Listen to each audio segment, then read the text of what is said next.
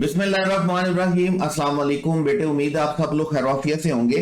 मैंने आपको पहले ही बताया कि वर्ब चूंकि हमारे सिलेबस का, हमारे पेपर का, हमारे एमडी कैट का सबसे इंपॉर्टेंट क्वेश्चन है, सबसे इंपॉर्टेंट पार्ट ऑफ स्पीच है, इसलिए हमने पहले दो टेस्ट के लिए जो सिलेबस रखा था वो वर्ब है। तो टेस्ट वन हम डिस्कस कर चुके, टेस्ट वन आप अटेम्प्ट भी कर चुके। अब है टेस्ट टू, और टेस्ट टू में उम्मीद है कि आपका टेस्ट अच्छा हुआ होगा। जो गलतियां हैं उनको अच्छे तरीके से देखना है, और मुझे बड़ी उम्मीद है कि आपका टेस्ट वन की डिस्कशन की वजह से बहुत सारे कॉन्सेप्ट वर्ब के क्लियर हुए होंगे और आपके टेस्ट टू में इसमें इंप्रूवमेंट भी आई होगी। तो चलते हैं, स्टार्ट करते हैं क्वेश्चन 51 से। I never miss a cricket match. अब देखिए यहां पर जितने भी क्वेश्चन आज हमारे पास टेस्ट में रहेंगे ये सारे के सारे अल्टरनेटिव सेंटेंसेस में। अल्टरनेटिव सेंटेंसेस का मतलब क्या है कि एक ही टेस्ट में चार सेंटेंसेस दिए हुए हैं, एक ही क्वेश्चन में हमें चारों सेंटेंसेस को देखना होता है कि ग्रामेटिकली कौन सा सेंटेंस करेक्ट है। अब इस क्वेश्चन को करने का तरीका कार ये होता है कि हमने वन बाय वन सेंटेंस को नहीं पढ़ना, बल्कि हमने क्या करना है, हमने कंपैरेटिवली चारों सेंटेंसेस को इकट्ठा पढ़ना है। जैसे देखिए 51 में हम कहते हैं आई सब में लिखा हुआ है, नेवर सब में लिखा हुआ है, मिस सब में लिखा हुआ है, आ सब में लिखा हुआ है, क्रिकेट मैच सब में लिखा हुआ है। तो ये चारों सेंटेंसेस यहां तक सेम चल रहे हैं, यहां तक हमें कोई प्रॉब्लम किसी सेंटेंस में नजर नहीं आता है। आगे आई सब में लिखा हुआ है, लेकिन अल्फा में एम फाउंड लिखा है, बीटा में विल बी लिखा है, चार्ली में हैज बीन लिखा है और डेल्टा में हैव बीन लिखा है। अब सबसे पहली बात तो यह है कि आई के साथ हैज बीन हो नहीं सकता, तो हम चार्ली ऑप्शन को तो यहीं पे छोड़ देंगे। उसके बाद हम चलेंगे सेंटेंस में आगे, तो हमें पता चलता है, हम देखते हैं कि सिंस लिखा हुआ है, और आप जानते हैं कि जहां पर भी सिंस लिखा हुआ होगा हमारा प्रेफर्ड टेंस कौन सा रहेगा, परफेक्ट कंटीन्यूअस। और ये कौन सा परफेक्ट कंटीन्यूअस होगा, प्रेजेंट परफेक्ट कंटीन्यूअस। लास्ट वाले टेस्ट में हमने बड़ी डिटेल के साथ इसको डिस्कस किया कि हमने अरेंजमेंट क्या रखनी है।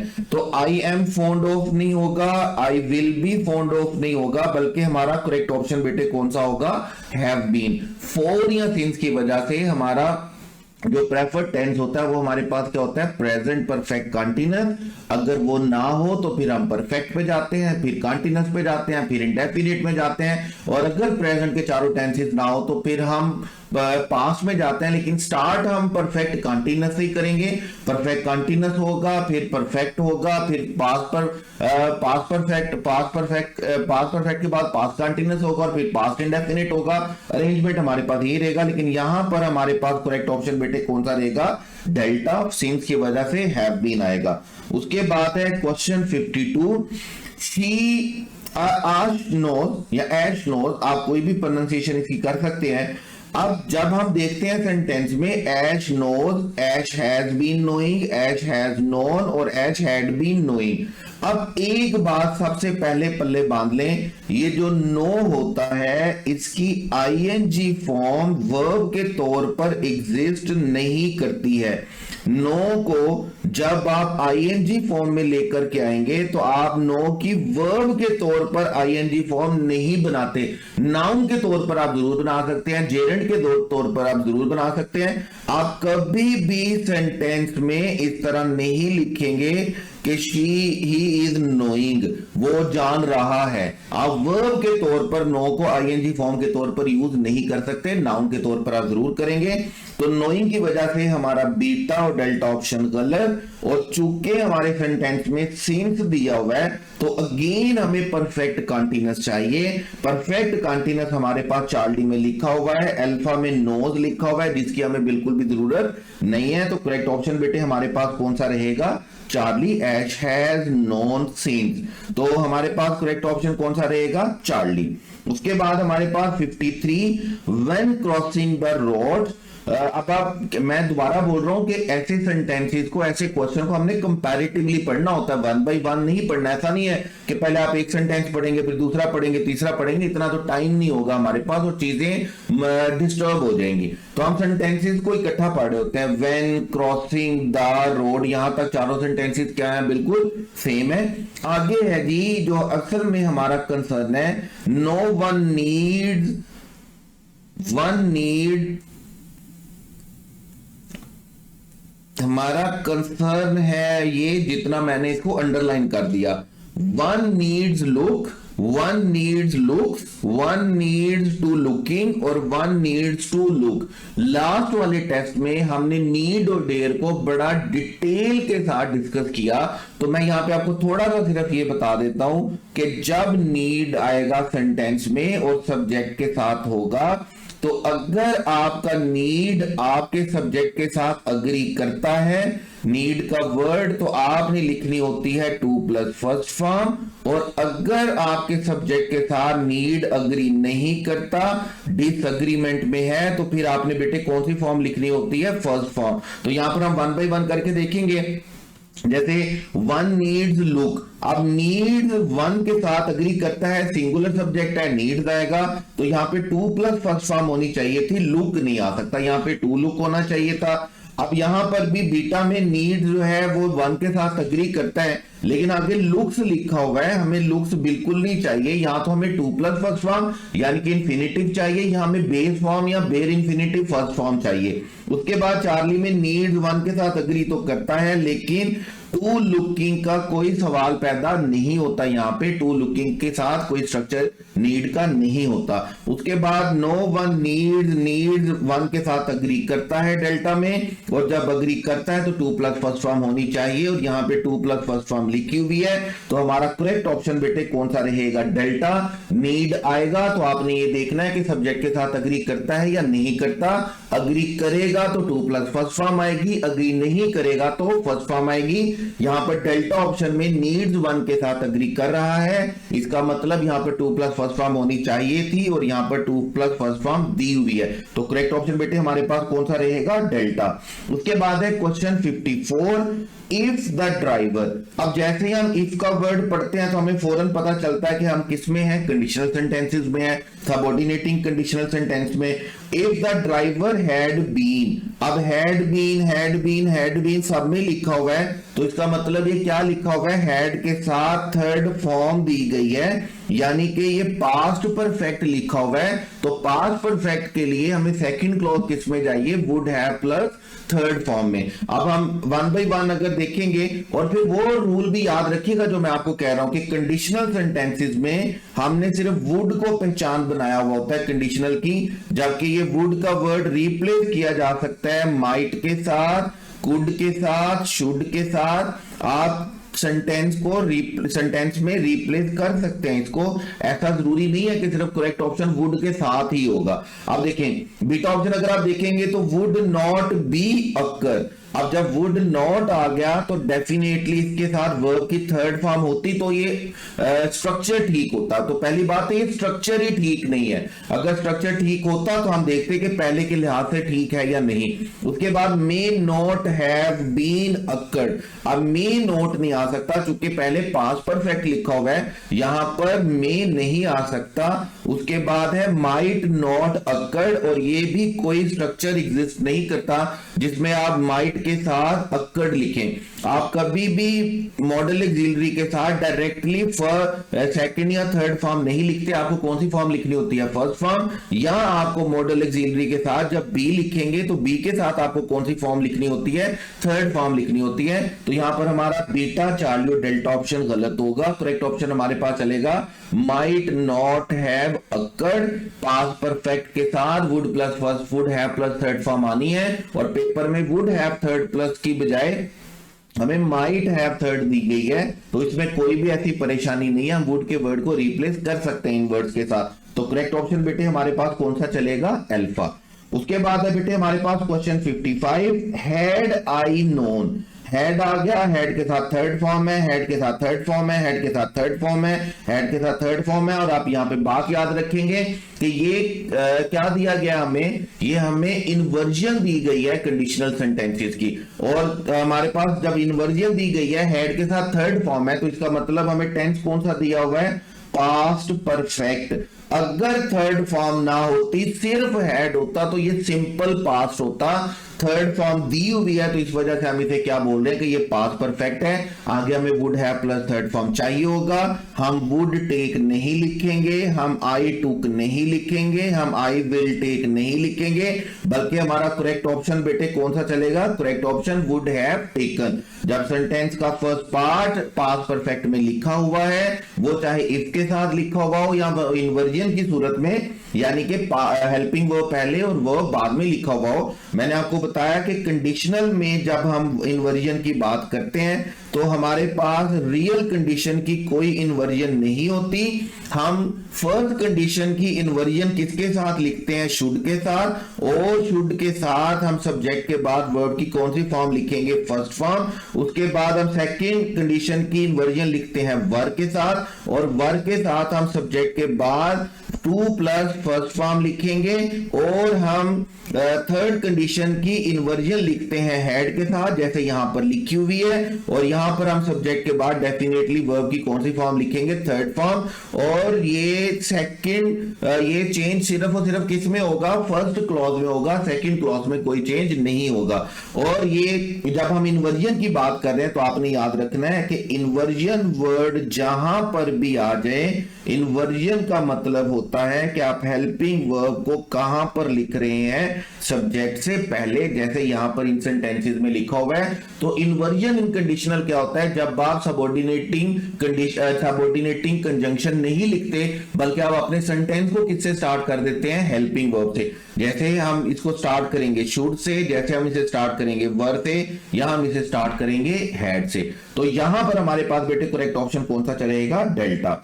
उसके बाद है क्वेश्चन 56, डिपस्टिक यूज्ड टू। अब जैसे ही हम यूज्ड टू सेंटेंस में पढ़ते हैं तो हमने सबसे पहले क्या देखना होता है कि सेंटेंस सब्जेक्ट से स्टार्ट हो रहा है या ऑब्जेक्ट से। अब जैसे ही हम सेंटेंस देखते हैं तो सेंटेंस में है अ डिपस्टिक, मतलब मेजरिंग टूल, मतलब ऑब्जेक्ट। जब ऑब्जेक्ट दिया हुआ है तो सिर्फ एक ही स्ट्रक्चर हमारे पास होता है, जिसमें हमने बी फॉर्म लिखनी होती है, बी फॉर्म के बाद यूज टू होगा, और यूज टू के बाद वर्ब की कौन सी फॉर्म होगी? First form. आप जब आप यूज टू को ऑब्जेक्ट के साथ लिखेंगे तो आप बी के बगैर नहीं लिख सकते। जैसे डेल्टा ऑप्शन में देखिएगा लिखा हुआ है आर डिपस्टिक यूज्ड टू। जब आपने ऑब्जेक्ट लिख दिया तो आप डायरेक्ट यूज्ड टू नहीं लिखेंगे, बल्कि यूज टू से पहले आपको बी फॉर्म लिखनी पड़ेगी। और ये बी फॉर्म इंडिकेशन होगा किस चीज का? कि आपका सेंटेंस किस में चल रहा है? आपका सेंटेंस चल रहा है पैसिव में। उसके बाद अल्फा ऑप्शन देखिएगा are dipstick used to measure, यहां पर भी यूज टू से पहले बी फॉर्म नहीं लिखी हुई। ऑब्जेक्ट के साथ बी फॉर्म का होना लाजमी है यूज टू से पहले। बीटा और चार्ली में इज जरूर लिखा हुआ है, लेकिन चार्ली में मेजरिंग लिखा हुआ है, जो कि किसी सूरत भी अग्री नहीं करता कि वो ऑब्जेक्ट की सूरत में हम टू के बाद फर्स्ट फॉर्म प्लस आईएनजी लिखे। तो हमारा करेक्ट ऑप्शन बेटे कौन सा चलेगा? बीटा। यूज टू अगर ऑब्जेक्ट के लिए यूज हुआ हो तो आपने बी फॉर्म लाजमी लिखनी है, बी फॉर्म के बगैर आप सेंटेंस नहीं बनाएंगे, और उसके कंप्लीमेंट में आपको फर्स्ट फॉर्म बेस फॉर्म लिखनी है। तो करेक्ट ऑप्शन हमारे पास बेटे मेयर की वजह से कौन सा चलेगा? बीटा। उसके बाद है हमारे पास क्वेश्चन 57, और फिर हमने एक और रूल भी पढ़ा यूज टू का। मैंने आपको बताया कि अगर सेंटेंस सब्जेक्ट से स्टार्ट हो रहा है और सेंटेंस में यूज्ड टू से पहले गेट और गोट आ रहा है, तो आपने यूज्ड टू के बाद वर्ब की कौन सी फॉर्म यूज करनी है? आईएनजी फॉर्म यूज करनी है। अगर यूज टू सब्जेक्ट के लिए आ रहा है और यूज टू से पहले गेट गोट है, तो आपने कौन सी फॉर्म यूज करनी है? आईएनजी फॉर्म यूज करनी है। जैसे यहां पर देखेंगे got used to, got used, got used to, got used. अगर हम बीटा और डेल्टा को देखेंगे तो बीटा और डेल्टा में तो इसके साथ प्रेपोजिशन ही नहीं लिखा हुआ, जो किसी सूरत भी एक्सेप्टेबल नहीं है, करेक्ट नहीं है। टू का होना जरूरी है यूज टू के साथ। तो he got used to drink नहीं होगा, बल्कि he got used to drinking होगा। सब्जेक्ट दिया हुआ है और सब्जेक्ट के साथ गॉट है, तो गॉट के साथ हमें फर्स्ट फॉर्म नहीं लिखनी, हमें कौन सी फॉर्म लिखनी होती है? आईएनजी फॉर्म लिखनी होती है। तो हमारा करेक्ट ऑप्शन बेटे कौन सा रहेगा? चार्ली। उसके बाद है हमारे पास question 58, his foolishness almost costed him। अब देखें यहां पर cost और was costed। अच्छा, पहली बात तो ये कि हम ये देखेंगे कि हमने इसको प्रेजेंट में लिखना है या पास्ट में लिखना है। अब ये जो सेंटेंस है ना कि इसकी कीमत अदा उसको करनी पड़ी, उसको ये वैल्यू देनी पड़ी, उसको ये सैक्रिफाइस करना पड़ा, तो इसको हम हमेशा किस में लिखेंगे? पास्ट में लिखेंगे, प्रेजेंट में कभी नहीं लिखेंगे। इसलिए हमारे पास कॉस्ट तो किसी सूरत भी एक्सेप्टेबल नहीं है। दूसरी बात, पैसिव वॉइस में तो चाहिए नहीं है क्योंकि हम हिज फुलिशनेस की बात कर रहे हैं, तो वाज कॉस्टेड तो हो नहीं सकता। अब हमारे पास है हमारे पास क्या है? दो वर्ब है, कॉस्ट है और कॉस्टेड है। अब टेक्निकली क्या है कि कॉस्ट फर्स्ट फॉर्म है और कॉस्ट की सेकंड फॉर्म हमारे पास क्या होती है? कॉस्ट। और थर्ड फॉर्म भी हमारे पास क्या होती है? कॉस्ट। हम इसको कॉस्टेड सेकंड और थर्ड फॉर्म नहीं बनाते हैं, इररेगुलर वर्ब है ये हमारे पास, जिस वजह से कॉस्टेड अल्फा ऑप्शन गलत होगा। करेक्ट ऑप्शन हमारे पास बेटे कौन सा चलेगा? चार्ली। उसके बाद question 59, he paid, he pays, he pay या he has pay। अब सब याद रखिएगा, जैसे इससे पहले वाला सेंटेंस हमने किया 58 में, तो उसमें एक छोटा सा सेंटेंस है it dash me $50। ठीक है, तो ऑप्शन होती है it cost me, it costed me, it cost me और इट कॉस्टिंग मी। तो मैं चार ऑप्शन बना रहा हूं। अब चार ऑप्शन में अगर आप देखेंगे तो मैं कहता हूं इट डैश मी $50। डैश मी $50 का मतलब क्या है कि ये चीज मुझे $50 की पड़ी है। अब $50 की पड़ी है या मैंने इसकी कीमत $50 अदा की है। अब सेंटेंस में कोई ऐसा कीवर्ड नहीं है जो मुझे ये बताए कि मुझे इसको कौन से टाइम में ट्रांसलेट करना है। अब जब मुझे कोई नहीं चाहिए तो आप चार चीजें आपने याद रखनी है। जब भी आप कोई चीज खरीदें, जब भी आप कोई चीज बेचें, जब भी आप पैसे वसूल करें या पैसे अदा करें, आप चार चीजें याद रखेंगे। अगर सेंटेंस में कोई कीवर्ड नहीं दिया हुआ पास्ट का, जैसे फर्ज करें अगर मैं इसके साथ लिख देता हूं इट डैश मी $50 नाउ। अब मैं जैसे ही नाउ का वर्ड लिखता हूं तो मुझे फौरन पता चल जाएगा कि ये प्रेजेंट में लिखा जाएगा। लेकिन अगर मैं कोई कीवर्ड नहीं लिखता तो ये चार चीजें आपने याद रखनी है। इन चार चीजों को आपने पास्ट में लिखना है। तो यहां पर हम कॉस्टिंग तो करेक्ट ऑप्शन हो ही नहीं सकता, इसके साथ हमें हेल्पिंग वर्ब चाहिए। कॉस्ट अगर हम लिखेंगे तो ये प्रेजेंट में चला जाएगा। बाकी हमारे पास बचता है कॉस्ट और कॉस्टेड। और अभी मैंने आपको बताया कि कॉस्टेड सेकंड फॉर्म नहीं होती, सेकंड फॉर्म हमारे पास क्या होती है? कॉस्ट। इसी तरह अगर मैं बोलता हूं ही डैश मी $500, उसने ₹500। अब ऑप्शन मैं बना देता हूं, मैं बोलता हूं जी पे, मैं बना देता हूं पेड, मैं बना देता हूं पेज और मैं बना देता हूं पेइंग। अब अगर मैं चार ऑप्शन बनाता हूं तो मैं सेंटेंस में कोई ऐसा कीवर्ड नहीं देखता जो मुझे टाइम बता रहा हो, जो मुझे ये बता रहा हो कि मुझे इस टाइम में इसको ट्रांसलेट करना है। हाँ, अगर मैं इसको फर्क करें, मैं बोल देता कि ही डैश मी $500 yesterday। अब मैं जैसे ही yesterday लिखता ना, आपको फौरन पता चलता कि ये किस में करना है? पास्ट में। अगर मैं लिख देता नाउ तो इसका मतलब है हमें इसको करना है प्रेजेंट में। या अगर मैं इसको लिख देता कि एवरी मंथ तो इसका मतलब है कि हमें इसको करना है प्रेजेंट में और प्रेजेंट इंडेफिनेट में करना है, रेगुलर एक्शन है। तो कोई कीवर्ड हमें सेंटेंस में नहीं दिया गया। तो जैसे मैं अभी आपको बता रहा था, आप कोई चीज बेचें, कोई चीज खरीदें, कोई पैसे वसूल करें या पैसे दें और सेंटेंस में कोई कीवर्ड ना दिया गया हो तो आपने याद रखना है, आपने इसको पास्ट में लिखना है। पे नहीं आएगा, पेइंग नहीं आएगा, पेज नहीं होगा। करेक्ट ऑप्शन आपके पास कौन सा होगा? Paid. And the same case is with this question 59, he dash a large sum for the house। उसने अपने घर के लिए अच्छे खासे पैसे अदा किए हैं।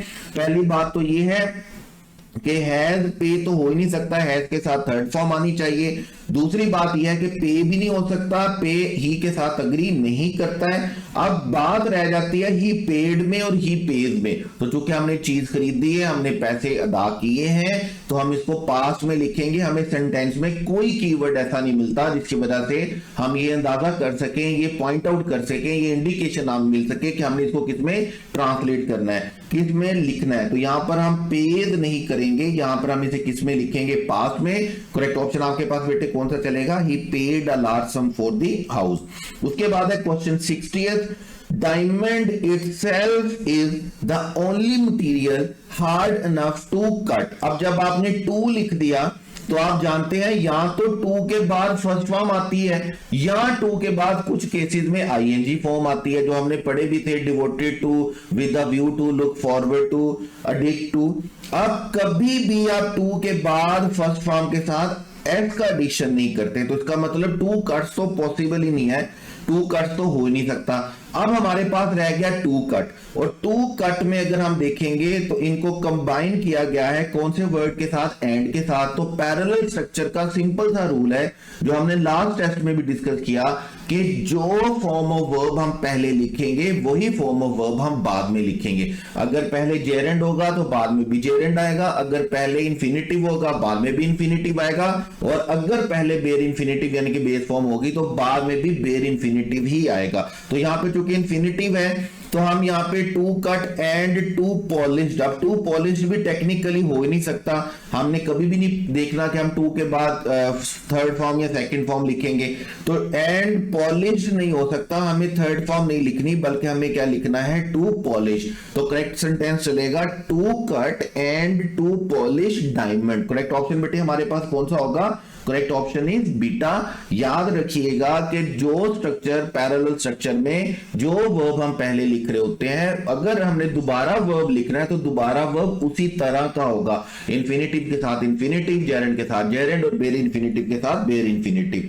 नेक्स्ट क्वेश्चन है हमारे पास 61, वर्क इज ऑफन। जब हमारा सेंटेंस वर्क से स्टार्ट हो रहा है तो इसका मतलब हमारा सेंटेंस स्टार्ट हो रहा है ऑब्जेक्ट से, और ऑब्जेक्ट से स्टार्ट हो रहा है तो इसका मतलब हमारा सेंटेंस किस में रहेगा, पैसिव में। अब पैसिव में जब हम इज पढ़ रहे हैं तो इज के साथ जब हम देखेंगे तो पैसिव बनाने के लिए हमें वर्ब की थर्ड फॉर्म चाहिए प्रेजेंट इंडेफिनिट में। तो इज ऑफन मेयर नहीं हो सकता, इज ऑफन मेयर्स नहीं हो सकता, इज ऑफन मेयरिंग नहीं हो सकता। करेक्ट ऑप्शन हमारे पास कौन सा चलेगा, चार्ली। जब भी आप टेंस देखेंगे, आप सेंटेंस पढ़ेंगे वर्ब के लिए, तो आपको ये जरूर पता होना चाहिए कि आपका सेंटेंस जो है वो एक्टिव है या पैसिव है। यहां पर हमें पैसिव स्ट्रक्चर चाहिए, तो पैसिव स्ट्रक्चर इसके साथ कौन सी फॉर्म होती है, थर्ड फॉर्म प्रेजेंट इंडेफिनिट में। तो करेक्ट ऑप्शन हमारे पास कौन सा चलेगा, चार्ली। उसके बाद है क्वेश्चन 62, कंपैरेटिवली पढ़ते जाएंगे तो हम देखेंगे कि आई के साथ आर अग्री नहीं करता, तो अल्फा ऑप्शन को तो हम यहीं पर छोड़ देंगे, बाकी सेंटेंस पढ़ने की जरूरत भी नहीं पड़ेगी। और इसी तरह जब हम पढ़ेंगे आई के साथ हैज लिखा हुआ है तो आई के साथ हैज भी अग्री नहीं करता, तो हम चार्ली ऑप्शन को भी यहीं पे छोड़ देंगे। या तो बीटा ऑप्शन में हम देखेंगे आई हैड लिखा हुआ, डेल्टा में हम देखेंगे आई हैव लिखा हुआ है, लेकिन हम बीटा में देखेंगे एक और प्रॉब्लम यह है कि आई हैड के साथ वर्ब की हेड के साथ कौन सी फॉर्म आनी चाहिए, थर्ड फॉर्म आनी चाहिए, जबकि यहां पर कौन सी फॉर्म लिखी हुई है, सेकंड फॉर्म लिखी हुई है। तो हमें बाकी सारे सेंटेंसेस पढ़ने की या इवन डेल्टा ऑप्शन भी पढ़ने की जरूरत नहीं है। हमें हमारा अल्फा गलत हो गया, हमारा बीटा गलत हो गया, हमारा चार्ली गलत हो गया, तो हमारा करेक्ट ऑप्शन डेफिनेटली कौन सा रहेगा, डेल्टा। अब देखिए अगर हम 1 by 1 पढ़ रहे होते ना तो हम पहले अल्फा सेंटेंस पढ़ते, फिर बीटा पढ़ते, फिर चार्ली पढ़ते या फिर डेल्टा पढ़ते। जब आप कंपैरेटिवली पढ़ रहे हैं तो आप जल्दी फैसला कर सकते हैं, क्योंकि जैसे जैसे गलती आती जाएगी हम उसको छोड़ते जाएंगे, हम आगे चलते जाएंगे। तो यहां पर हमारे पास करेक्ट ऑप्शन बेटे कौन सा होगा, डेल्टा। उसके बाद है question 63, when Maria reached home. अब याद रखिएगा जब व्हेन आ जाता है ना तो हमारे पास में जब बात हो रही होती है तो हमारे पास दो सिचुएशंस होती हैं। दो सिचुएशन ऐसी हैं, जैसे मैं बोलता हूं कि जब मैं क्लास में गया तो बच्चे अपना पेपर हल कर रहे थे, या मैं बोलता हूं कि जब मैं क्लास में गया तो बच्चों ने अपना पेपर हल कर लिया था। यहां तो बात कंटिन्यूटी में होगी या बात परफेक्शन में होगी। तो व्हेन के साथ जब आप पास्ट इंडेफिनिट लिख देते हैं ना तो सेकंड क्लॉज याद रखिएगा या तो हमेशा रहेगी पास्ट कंटिन्यूअस में या रहेगी पास्ट परफेक्ट में। जैसे मैं बोलता हूं जब मैं घर गया तो माँ जी खाना बना रही थी, या जब मैं घर गया तो माँ जी ने खाना बना लिया था। अगर मैं बोलूंगा काम मुकम्मल हो गया था, बना लिया था, तो मैं पास्ट परफेक्ट लिखूंगा। और अगर कंटिन्यूटी है, अगर काम हो रहा है तो फिर मैं उसे कंटिन्यूअस में लिखूंगा। अब जैसे हम देखते हैं when Maria reached home Mike is cooked food. अब अब पहली बात तो ये कोई टेंस ही नहीं बनता। दूसरी बात ये कि पास्ट में है तो बाद में भी पास्ट होना चाहिए। इसी तरह चार्ली ऑप्शन देखेंगे, हैज कुक्ड लिखा हुआ है, प्रेजेंट हम लिख नहीं सकते। डेल्टा में भी प्रेजेंट लिखा हुआ, वैसे स्ट्रक्चर भी गलत है। तो करेक्ट ऑप्शन हमारे पास बेटे कौन सा रहेगा? बेटा when Maria reached home Mike had cooked dinner, जब मारिया घर पहुंची तो माइक ने खाना बना लिया था, खाना पका लिया था। तो व्हेन के लिए याद रखिएगा, अगर पास्ट इंडेफिनिट आ रहा होगा तो आगे यहां तो पास्ट कंटिन्यूअस आएगा, यहां पास्ट परफेक्ट आएगा। उसके बाद है हमारे पास question 64, I am driving, I has driven. अब बीटा ऑप्शन जैसे ही हम कंपैरेटिवली पढ़ रहे होंगे तो हम बीटा ऑप्शन पढ़ते हैं तो आई के साथ हैज अग्री नहीं करता, तो बीटा ऑप्शन को तो हम यहीं पे छोड़ देंगे। उसके बाद है चार्ली में आई हैड ड्रिवन और डेल्टा में आई हैव ड्रिवन। हम आगे सेंटेंस को हमें पढ़ना पड़ेगा तीनों सेंटेंसेस को। द रोड सेम चल रहा है सबके साथ। उसके बाद 4 किलोमीटर सेम चल रहा है सबके साथ। उसके बाद कहता है when I realised, when I realised, when I realised, when I realised. और रियलाइज के वर्ड से हमें पता चल रहा है कि रियलाइज का मतलब क्या है कि हमारा सेंटेंस किस में चल रहा है? पास्ट में चल रहा है। कहता है मैंने बहुत सारी गाड़ी चला रही थी सड़क पे, काफी किलोमीटर सफर कर लिया था, जब मुझे ये एहसास हुआ दैट आई, जब हमने रियलाइज लिख दिया तो डेफिनेटली हम उसके बाद क्या लिखने वाले हैं? पास्ट लिखने वाले हैं, हम एम नहीं लिखने वाले। तो इसका मतलब हमारा डेल्टा ऑप्शन एम की वजह से क्या होगा? गलत। और हमारा करेक्ट ऑप्शन कौन सा रहेगा? चार्ली, आई एम ड्राइविंग हम नहीं लिख सकते क्योंकि टेक्निकली हमारा सेंटेंस किस में है? पास्ट में। जब पास्ट में है तो हम उसको थ्रू आउट पास्ट लेकर के चलेंगे, हम प्रेजेंट पास्ट का कॉम्बिनेशन अजीबोगरीब सा नहीं बना सकते। तो यहां पर हमारे पास सेंटेंस चलेगा I had driven along the road for a kilometre when I realised that I was on the long road. कहता है मैं काफी ज्यादा गाड़ी चला चुका था जब मुझे एहसास हुआ कि मैं गलत सड़क पर हूं। अगर आप आई एम ड्राइविंग करेंगे तो वो सेंटेंस का स्ट्रक्चर ही सारे का सारा गलत हो जाएगा। तो करेक्ट ऑप्शन हमारे पास बेटे कौन सा चलेगा? Correct option is Charlie. उसके बाद है question 65, I am told, I am told you. अब देखें, अगर आप सिर्फ इतनी सी बात देखेंगे, आई am told you, I am told you passive structure बन रहा है और पैसिव भी नहीं। देखें, अगर हम एक्टिव लिखेंगे तो हम क्या लिखेंगे? हम लिखेंगे आई टोल्ड यू, ये तो एक्टिव स्ट्रक्चर बनेगा कि मैंने तुम्हें बताया। और अगर पैसिव स्ट्रक्चर अगर हम बनाना चाहेंगे भी तो हम बनाएंगे I was told by you. अगर हम इसका पैसिव स्ट्रक्चर बनाना चाहेंगे भी तो मैं क्या बनाऊंगा? I was told by you, मुझे तुम्हारी तरफ से बताया गया। लेकिन आई एम टोल्ड यू ये तो कोई स्ट्रक्चर नहीं बनता, दरमियान में बाय नहीं। अगर होता I am told by you तो फिर भी एक्सेप्टेबल होता पैसिव स्ट्रक्चर, लेकिन I am told you exist नहीं करता। I had been told, again वही प्रॉब्लम है, हैड बीन लिखकर इसको पैसिवाइज बनाया गया है जो कि बिल्कुल भी एक्सेप्टेबल नहीं है।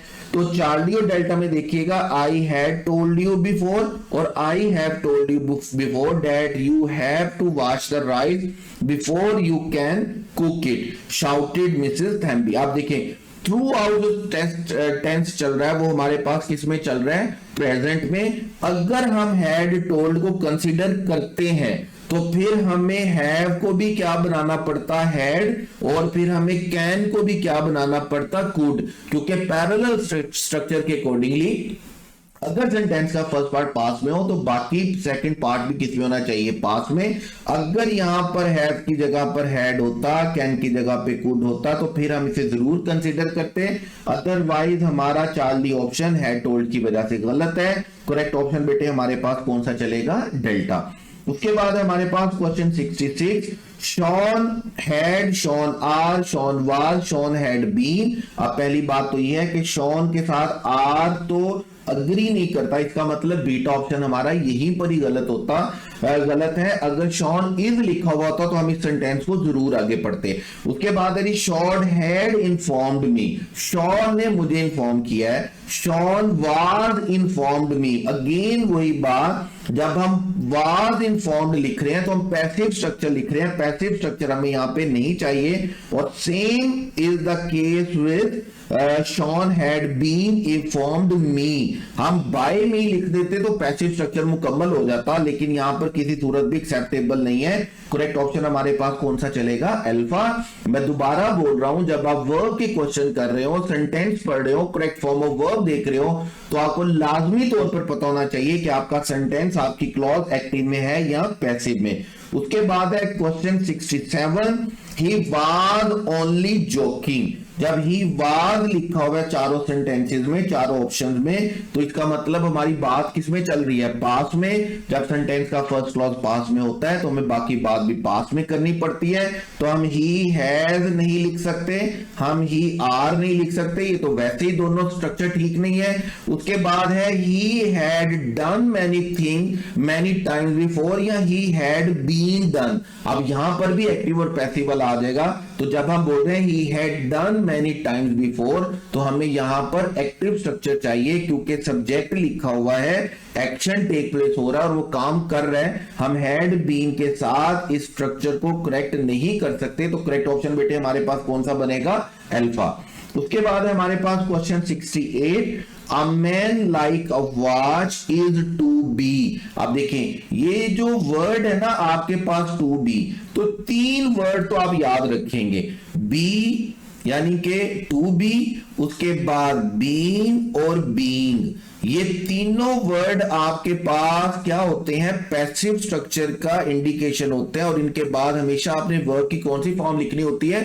Third form. बी हो, टू बी हो, बीइंग हो या बीन हो, इनके बाद कौन सी फॉर्म आएगी? थर्ड फॉर्म, पैसिव स्ट्रक्चर होगा। तो यहां पर टू बी वैल्यू नहीं हो सकता, तो इसका मतलब हमारा बीटा और चार्ली ऑप्शन क्या होता है? गलत। उसके बाद कहता है टू बी वैल्यूड, हमारा अल्फा और डेल्टा ऑप्शन यहां तक सही है। By his manner of going या ऑफ टू गो, तो जब हम इंफिनिटिव और जेरेंड के रूल्स पढ़े, तो इंफिनिटिव और जेरेंड का रूल हमें क्या कहता है? याद रखिएगा कि जहां कहीं पर भी प्रेपोजिशन आएगा, हमें प्रेपोजिशन के बाद हमेशा क्या लिखना है? हमें प्रेपोजिशन के बाद हमेशा क्या लिखना है? फर्स्ट फॉर्म आईएनजी यानी कि जेरेंड लिखना है। और जहां कहीं पर एडजेक्टिव आएगा, हमने एडजेक्टिव के बाद हमेशा क्या लिखना है बेटे? टू प्लस फर्स्ट फॉर्म लिखना है। तो यहां पे चूंकि ऑफ लिखा हुआ है, हम ऑफ के बाद इंफिनिटिव नहीं लिख सकते, जिसकी वजह से हमारा डेल्टा ऑप्शन गलत होगा। ऑफ के बाद गोइंग आएगा, तो करेक्ट ऑप्शन हमारे पास बेटे कौन सा रहेगा? अल्फा। टू बी की वजह से वैल्यूड आएगा और ऑफ की वजह से क्या आएगा? गोइंग आएगा। उसके बाद हमारे पास नेक्स्ट क्वेश्चन है 69, I am not accustom to. अब जैसे ही हम अकस्टम टू पढ़ते हैं तो हमें पता चल जाता है कि ये वो वर्ब्स हैं जिनमें टू के बाद फर्स्ट फॉर्म नहीं आएगी, बल्कि टू के बाद आईएनजी फॉर्म आएगी। तो हम बी नहीं लिखेंगे, हम यहाँ पे I am not accustom to treat like this, तो ट्रीट भी नहीं आ सकता, बल्कि क्या आना चाहिए था? ट्रीटिंग आएगा। पैसिव में बात हो रही है तो बीइंग ट्रीटेड आएगा। और देखिए अब बीइंग यहां पे भी ठीक है, बीइंग यहां पे भी ठीक है, लेकिन बीइंग के बाद हमें ट्रीटिंग नहीं लिखना। जैसे मैं अभी आपको बता रहा था कि बीइंग जहां पर भी आ जाए, बीइंग पैसिव स्ट्रक्चर होता है, और बीइंग के कंप्लीमेंट में हमें क्या चाहिए होता है? वर्ब की थर्ड फॉर्म। यहां पर अकस्टम टू की वजह से बीइंग आएगा और बीइंग की वजह से क्या आएगा? ट्रीटेड। हम बीइंग के साथ ट्रीटिंग का वर्ब यूज नहीं कर सकते, तो यहां पर हमारे पास करेक्ट ऑप्शन बेटे कौन सा रहेगा? बीटा। अकस्टम टू की वजह से आईएनजी फॉर्म आएगी बीइंग, और बीइंग की वजह से हमें थर्ड फॉर्म लिखनी है जो कि है ट्रीटेड। तो करेक्ट ऑप्शन आपके पास कौन सा रहेगा? बीटा। उसके बाद है क्वेश्चन 70, आई विश्ड। जब आपने आई विश्ड बोल दिया तो इसका मतलब आप विश के पास्ट स्ट्रक्चर में है। हमने विश के 3 स्ट्रक्चर पढ़े हैं। अगर विश प्रेजेंट टाइम के लिए बोली जाती है तो इसका मतलब हमने उसको ट्रांसलेट करना होता है, लिखना होता है पास्ट इंडेफिनिट में। अगर विश फ्यूचर के लिए बोली जाती है तो हमने उसको लिखना होता है वुड प्लस फर्स्ट फॉर्म में। और अगर विश पास्ट के लिए बोली जाती है तो आप इसको 2 तरह से लिख सकते हैं। आप आप उसे पास्ट परफेक्ट में लिख सकते हैं या आप उसे would have plus third form के साथ लिख सकते हैं। तो ये तीन स्ट्रक्चर हमारे पास होंगे किसके साथ, विश के साथ। अब जैसे देखिए अल्फा में विश लिखा है, विश लिखा है, बीटा में चार्ली में विश लिखा है, लेकिन यहां पर क्या लिखा हुआ है, विश। प्रेजेंट लिखा हुआ है तो पास्ट इंडेफिनिट रहना चाहिए, लेकिन यहां पे क्या लिखा हुआ है, आई वुड कैप्ट या आई हैड कैप्ट। अब अगर हम इसे आई हैड कैप्ट करते हैं तो ये विश के साथ अग्री नहीं करता, और अगर हम इसे आई वुड कैप्ट करते हैं तो वुड के साथ फर्स्ट फॉर्म आती है, कैप्ट नहीं आता। इन बोथ केसेस हमारे पास डेल्टा ऑप्शन क्या है, गलत। उसके बाद हम देखेंगे कि बीटा ऑप्शन में आई वुड कीप लिखा हुआ है, जो कि किसी सूरत भी अग्री नहीं करता, किसके साथ, विश के साथ। चूंकि पास्ट है तो या तो पास्ट परफेक्ट होना चाहिए या क्या होना चाहिए, would have plus third form. अब आई हैड कीपिंग तो किसी सूरत भी कोई टेंस बनता नहीं है, इसलिए हमारा करेक्ट ऑप्शन बेटे कौन सा रहेगा, अल्फा। आई विश्ड, विश चूंकि पास्ट में है और पास्ट के कंप्लीमेंट में हमारे पास क्या आना चाहिए, या तो पास्ट परफेक्ट आना चाहिए या would have plus third form आना चाहिए। अब यहां तो ये हो सकता था I wish that I had kept my mouth shut, या हो सकता था आई वुड हैव केप्ट। आप इसको दो तरह से ठीक कर सकते थे। तो यहां पर आपके पास करेक्ट ऑप्शन क्या रहेगा, अल्फा। उसके बाद है बेटे आपके पास 71, जो remained as mobile immobile as.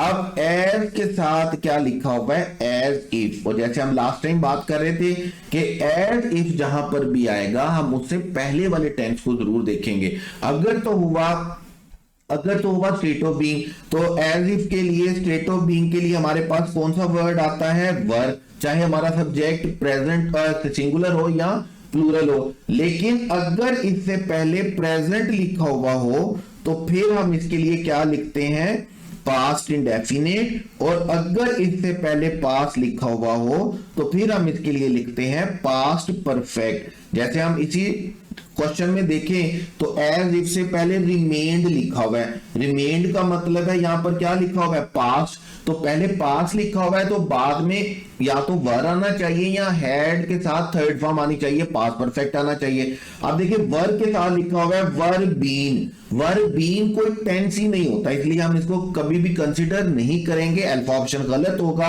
अब कहता है as if he had carved.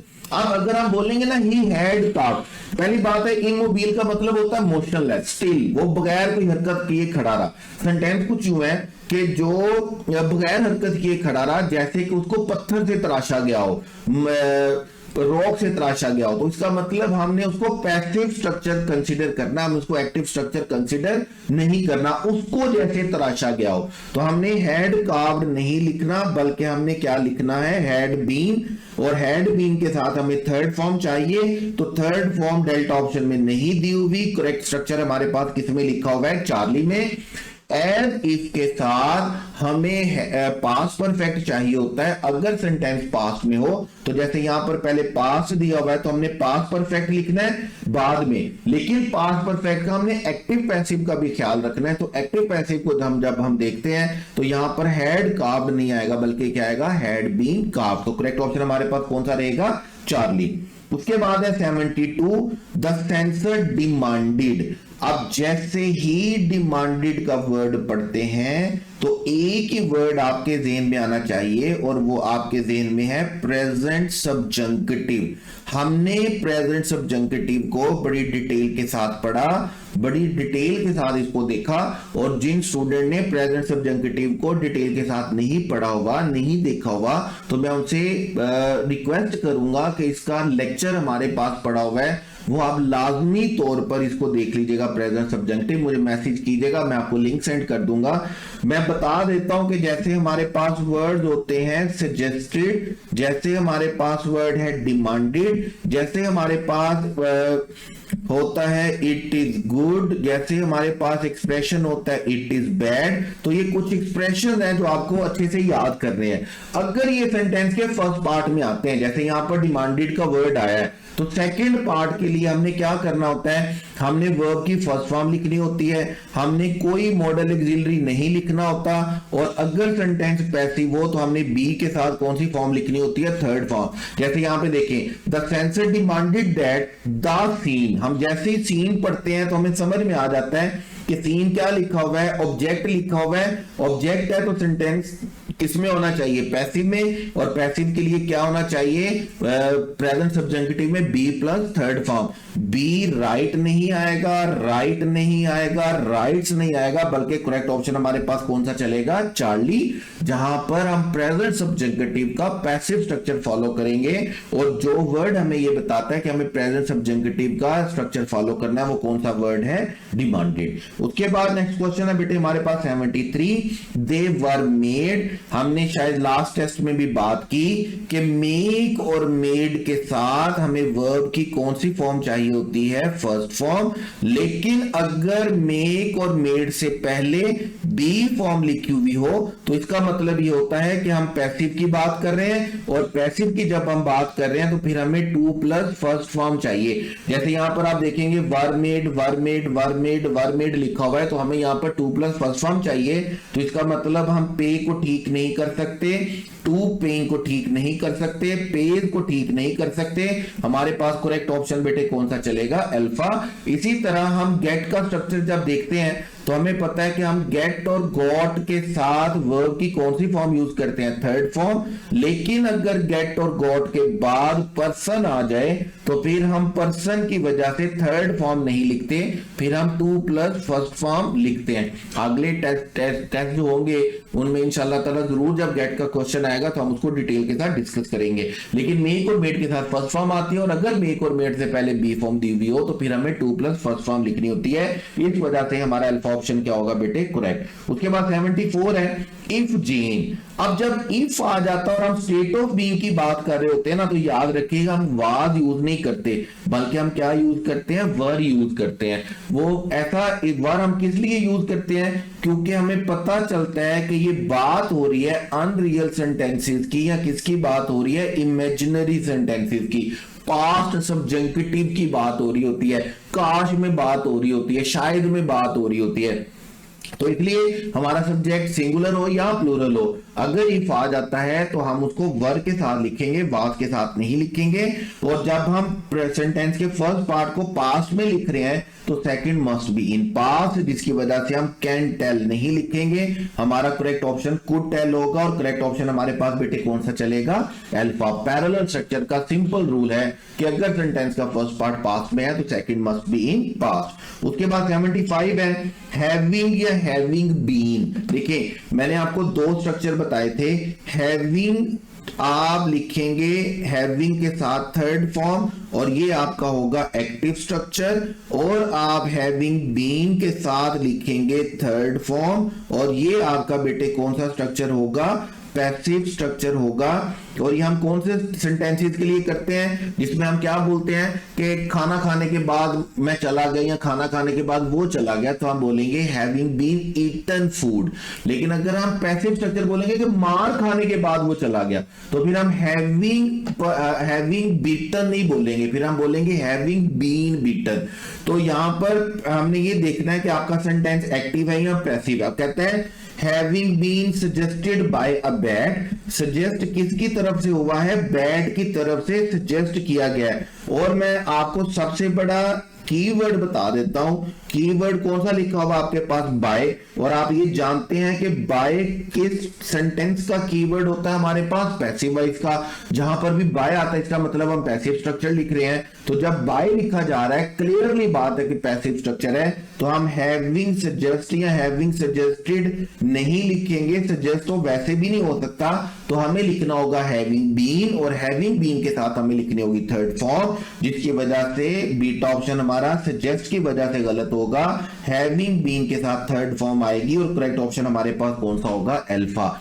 Having के साथ दो स्ट्रक्चर है, हैविंग के साथ थर्ड फॉर्म आएगी एक्टिव स्ट्रक्चर होगा, हैविंग बीन के साथ थर्ड फॉर्म आएगी पैसिव स्ट्रक्चर होगा। बाय हमें यहां पर बता रहा है कि पैसिव स्ट्रक्चर है, तो हमें हैविंग बीन के साथ थर्ड फॉर्म लिखनी है, जिसकी वजह से हमारा करेक्ट ऑप्शन कौन सा होगा, अल्फा।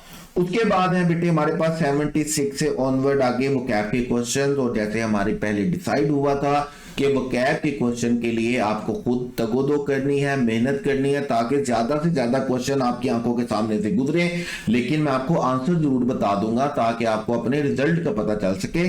तो there was a major accident, the plane crash, the pilot dash did not see. अच्छा, आप यहाँ ये मैं क्वेश्चन आपको करवा देता हूँ, उसकी रीजन ये है कि यहाँ पर ग्रामर थोड़ी सी इन्वॉल्व है, तो मैं चाहता हूँ कि आपके ग्रामर की वजह से डिस्टर्बेंस ना हो। आप इस क्वेश्चन को सॉल्व करने में आपको ऐसा लग रहा होगा कि प्रोबेबली भी ठीक है और लाइकली भी ठीक है, लेकिन आपने याद रखना है लाइकली एडजेक्टिव के तौर पर फंक्शन करेगा और प्रोबेबली एडवर्ब के तौर पर फंक्शन करेगा। अब यहां पर जब हम सेंटेंस देखते हैं ना, the pilot did not see the tower, तो इसका मतलब यहां पर हमें एडजेक्टिव नहीं चाहिए, हमें एडवर्ब चाहिए। तो इस वजह से हम यहां पे करेक्ट ऑप्शन किसको करेंगे, प्रोबेबली को। लाइकली यहां पर हमारा करेक्ट ऑप्शन नहीं होगा। बजाय दिखने में हमें ऐसा लग रहा होगा कि प्रोबेबली और लाइकली सेम मीनिंग है, लेकिन दोनों की क्लास का डिफरेंस है। उसके बाद हमारे पास क्वेश्चन 77 पास पेपर में से, पास पेपर का क्वेश्चन है, पास पेपर में सेम क्वेश्चन आया, I decided to sell a piece of land when I was offered a more realistic price, जब मुझे उसकी हकीकत कीमत अदा की गई। तो करेक्ट ऑप्शन हमारे पास कौन सा होगा, अल्फा। उसके बाद है 78, the influence of the environment. जब आप इन्वायरमेंट की बात कर रहे होते हैं, जब आप स्टडी ऑफ इन्वायरमेंट करते हैं, तो आप याद रखिएगा आप किसकी बात कर रहे होते हैं, इकोलॉजी की बात कर रहे होते हैं। तो यहां पर क्या आएगा, इकोलॉजिकल स्टडी। करेक्ट ऑप्शन आपके पास बेटे कौन सा रहेगा, चार्ली। उसके बाद बात फिर वही है, ये जो बाकी वर्ड्स हैं इनके मीनिंग आपको पता होने चाहिए, आपको पता करने हैं और इनके लिए मीनिंग लिखने हैं। आपने आपके ऊपर इसलिए डाला है ताकि आप इसके वर्ड को, मीनिंग को सर्च करें और बहुत सारे वर्ड्स आपकी आंखों के सामने से गुजरे। उसके बाद है 79, she is much too dead to have anything to do with that obnoxious affair। जब obnoxious affair आ गया तो डेफिनेटली हम नेगेटिव अफेयर की बात कर रहे हैं, तो इसलिए हम बोलेंगे कि वो क्या है, she is much too noble to have anything। उसका इस अफेयर के साथ कोई लेना देना नहीं। हम प्राउड नहीं लिखेंगे, हेस्टी नहीं लिखेंगे, हैप्पी नहीं लिखेंगे। हमारे पास करेक्ट ऑप्शन कौन सा होगा, नोबल। उसके बाद है last question, we live in a dash age. जब हम बोलते हैं कि we live in a dash age, everyone thinks that maximising player is the point of. आप देखें ये जो कीवर्ड है ना आपके पास इस सेंटेंस में, वो क्या है, मैक्सिमाइजिंग प्लेयर। याद रखिएगा जो बंदे भी, जो लोग भी इंडल्ज होते हैं ना देमसेल्फ में, अपने आप में इंडल्ज होते हैं, अपने आप की प्लेयर में इंडल्ज होते हैं, अपनी जिंदगी में मस्त होते हैं, हेडोनिस्टिक बोलते हैं हम इनको। तो करेक्ट ऑप्शन हमारे पास कौन सा चलेगा, correct option is Charlie. We live in a hedonistic age, यानी कि हेडोनिस्टिक एज क्या कि हर बंदा अपनी काम से काम रख रहा है, कोई किसी के साथ किसी दूसरे को लेना देना नहीं है। Everyone thinks that maximising player is the point of life. हर एक को, हर क्या है, हर एक का क्या है कि अपनी अपनी खुशी देखे, अपने अपनी जिंदगी देखे, किसी की जिंदगी के साथ किसी को कोई लेना देना नहीं है। तो करेक्ट ऑप्शन हमारे पास कौन सा चलेगा बेटे, चार्ली। बाकी वर्ड्स को अच्छे से पढ़ना है, समझना है और अपना रिजल्ट जरूर बताना है आपने। और जो बात समझ में ना आए, जो बात पल्ले ना पड़े, कोई कंफ्यूजन हो, कोई कंसर्न हो, तो मैंने आपको पहले भी कहा आप डायरेक्टली कांटेक्ट कर सकते हैं मुझे व्हाट्सएप पे 030725002885 पे, और रिजल्ट जरूर बताते रहना आपने अपना कि इतने नंबर आए हैं और इतना इंप्रूवमेंट हुआ है, ऊपर जा रहा है रिजल्ट या नीचे जा रहा है। तो wish you all the best for your next test. अल्लाह हाफिज।